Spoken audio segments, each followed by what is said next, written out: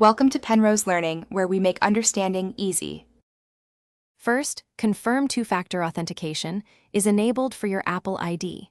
Next, verify you know the exact Apple ID password used for iCloud.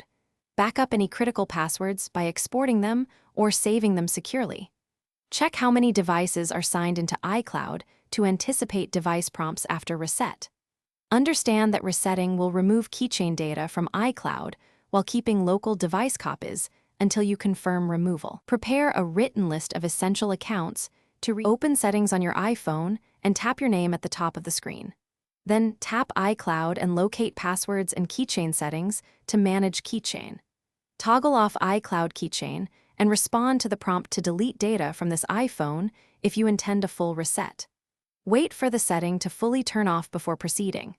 Sign back into your Apple ID and then re-enable Icloud Keychain to initiate a fresh sync. Verify critical passwords, reappear, and re-enter any missing credentials. On your Mac, open System Settings and click your name at the top left. Select iCloud and then choose Passwords and Keychain to access keychain options. Turn off Icloud Keychain and agree to delete local items if you want a complete reset across devices. Sign back into your Apple ID on the Mac and toggle Icloud Keychain back on to recreate the secure vault.